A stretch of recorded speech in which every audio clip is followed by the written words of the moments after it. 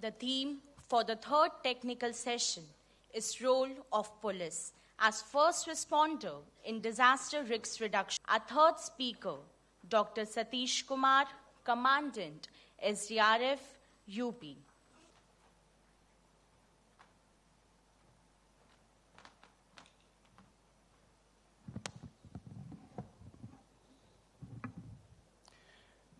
Good afternoon, everyone. Good afternoon, sir. Good afternoon, all the students here of the Rashtriya University and officers from the BPR&D. Today, I would like to focus on an area which is a niche area, which is a developing area, and in which interest is developing, not only for the police, but also by the civilians, by the researchers, technologists, entrepreneurs. Everybody is now focusing on this area of disaster. So, role of police as first responder in disaster risk reduction. I would be giving my presentation, introducing the topic, then how the police, what are the various departments of police, civilian departments are there, how they are indirectly helping the police, then what are the roles of police in pre-disaster, during disaster and after disaster, and what are the future challenges, what are the you can say roadmap for the future. I will just share with you. So disaster is a term which has been introduced, which is French term for bad or evil star. So everybody knows about disaster, but the only thing we have to focus is when it exceeds the ability of the society to cope with their own resources. When they are not able to cope with a emergency or a situation, then it becomes a disaster, whether it is natural or it is a man-made disaster. So nowadays, ISO has introduced a new term which is emergency, which is a broad term than disaster, and disaster has become a limited term. So emergency is a better word for that. So disaster risk reduction is the systematic approach to identifying, assessing, and reducing the risk posed by the hazards which are there. And first responders are the initial professionals who reach to the site, and they respond to the emergency scene with whatever equipments, capacity they have, or the assistance they get from the people at the site. And India is very vulnerable to disasters, and it is getting more and more vulnerable. You can see many disasters are coming, and I always tell that disaster can only be responded by a specialist force, and nobody can replace a specialist force in a disaster. Whether it is natural or man-made, we have to be prepared by our capacity building, with our infrastructure, with our equipments for each and every disaster. And National Disaster Response Fund and State Disaster Response Fund are hugely funding all the disasters throughout India and taking care of the disasters. Now it's our time to assess the risk. What are the hazards, vulnerabilities, exposure, risk calculation, consequences, probability, mitigation strategies, and monitoring and review. I'm not going into deep. Later on we can discuss if time permits. So who is a police? As sir told, anybody in uniform is a symbol of state authority. We are the arms of law enforcement, and we perform the sovereign task of the state, protecting life and also public order. And we are the tool for implementing policies of the state or the country.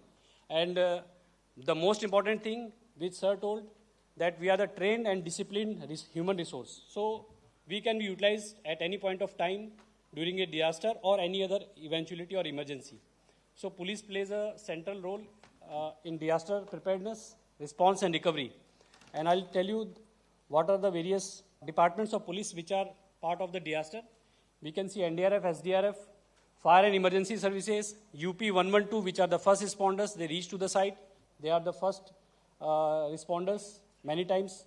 Government Railway Police is there, Coastal Police, Paramilitary, Wireless Department, Forensic Department, Armed Police, Civil Police, NSG, also in case of terrorist attacks, ATS is also there. Then traffic police is there, which have a very important role. I will deal with it. Airport security, flood police, jail police, home guards, PRD and whatnot. Anybody you see in uniform has a role to play in disaster, and they are part of the police. Police is omnipresent, and they are the first to arrive at a site of any emergency, any incident or any accident, and they respond. They have a well-developed communication system, as you can visualize a PRV reaching a site, and they are familiar with the local terrain, local dialect, local people, local cultures, and they can interact very well with anybody who is at the site. And they have a better knowledge, and they recognize, police is recognized as a first responder. People ask for help to a uniformed personnel or police.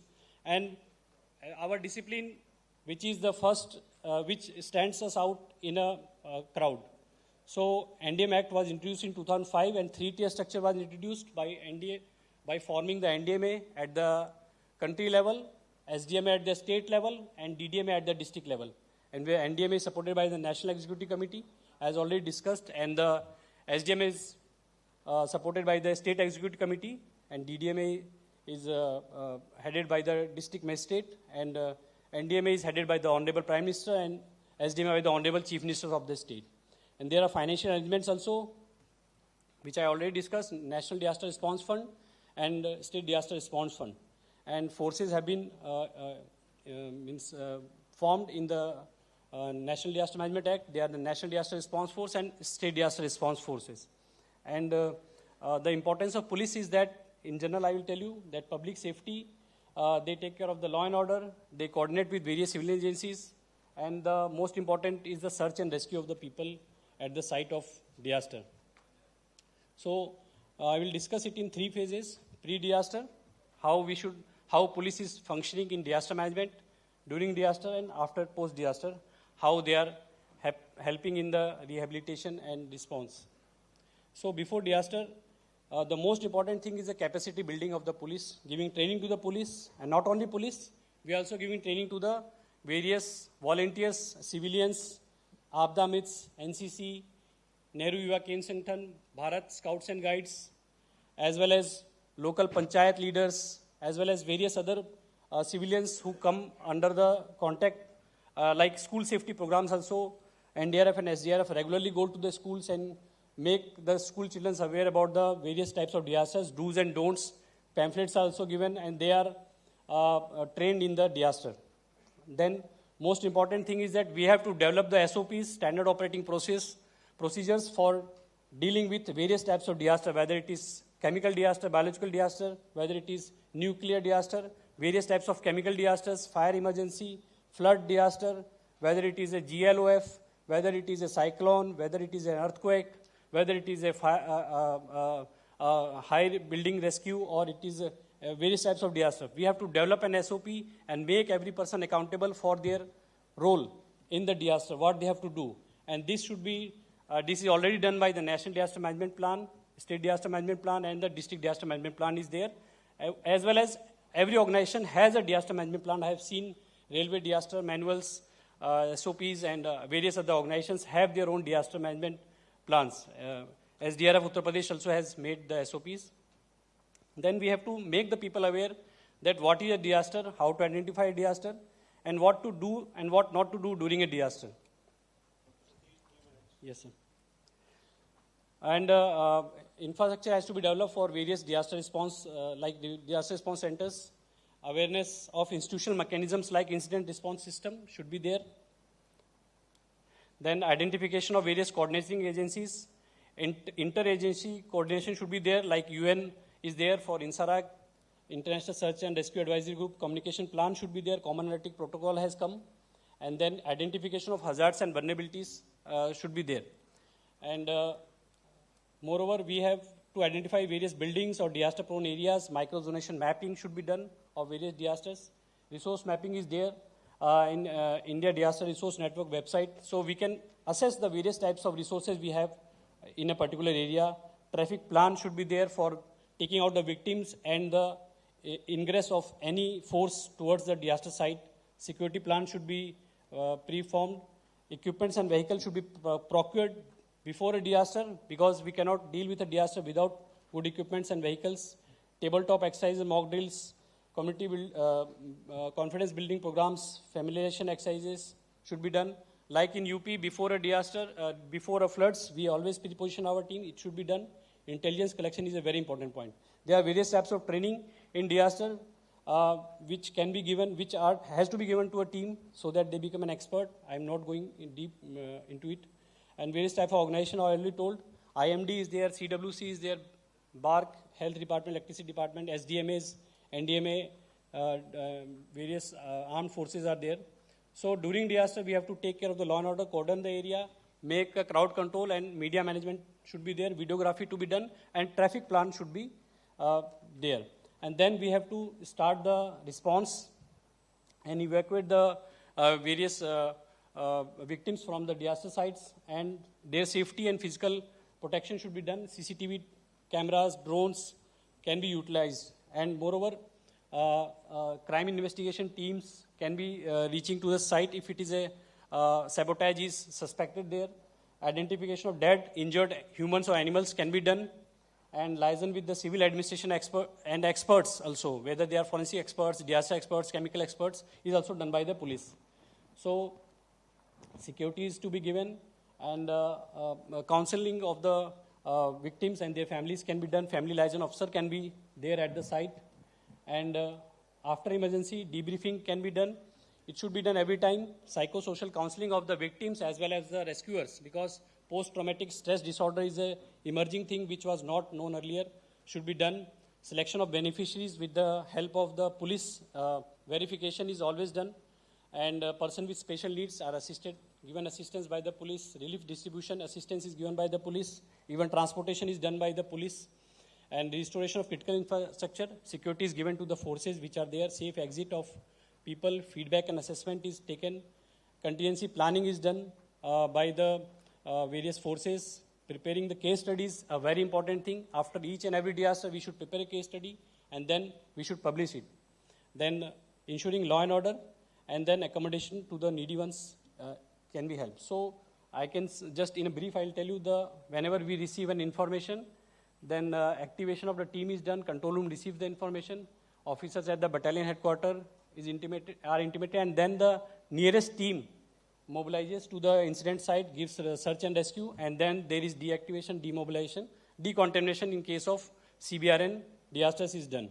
So we face many challenges, like communication breakdown may be there. Sometimes there may be limited resources. Public panic and disorder can be there sometimes. Exposure to dangers, like it is an occupational hazard of all the disaster response forces. So then economic crisis, displacement of people, possible threat to police, sometimes they lack a clear idea of the disaster. Proper technical assistance and backup may not be there. Absence of proper guidelines can be a major challenge. So best practices, which I just suggest that integration of fire and emergency services in a state should be done. Risk allowance should be given, like NDRF is getting deputation allowance 10%, Uttarakhand is getting 15% risk allowance, and Madhya Pradesh is getting 10% risk allowance. So integrated response training with all the civilian as well as police team should be done. Community policing is emerging area. Latest technology of drones, surveillance drones, underwater drones, or aerial drones can be used for surveillance and disaster monitoring and GIS mapping and real-time communication and real-time feedback from the area of disaster to the control room or to any other higher officials. Post-disaster debriefing and evaluation. So I will just finish my slide. This is my last slide. So training all the police personnel in disaster management is mandatory in today's time, and for 14 days it should be done. Like the Abda Mitra are given training by the NDMA, developing regional response centers of each and every agency in small clusters, which will be hub and spoke model covering an area of responsibility, which will be very important. Then keeping a vehicle, like forensic vehicle is there in each and every, you can say, district. So we can keep a vehicle with basic disaster response equipments in a district to respond immediately to a disaster. And we have to integrate our disaster response training and research and development with universities, research and technological centers. In community-based disaster management, Abda Mitra, Panchayat, school safety programs, and such Nehru Yuva Ken Sangathan, NCC people, everybody has to be taken in our fold with our training, awareness, and coordination exercises. And moreover, we should encourage more IPS officers and state service officers to pursue disaster management courses with various scholarships of Japan Next or Shivning Fulbright, or maybe in India, RRU and NFSU or any other Mumbai universities there. So moreover, more of the officers, police officers should be represented in SDMA, NDMA and UNDRR, and we should use efficient use of technology. Latest technology is coming, so we can use them. And last and foremost, and out of the box innovative idea from my side is that National Disaster Management University can be established in our country to cater to all these disaster response. Thank you very much. Our third speaker, Dr. Satish Kumar, Commandant SDRF UP.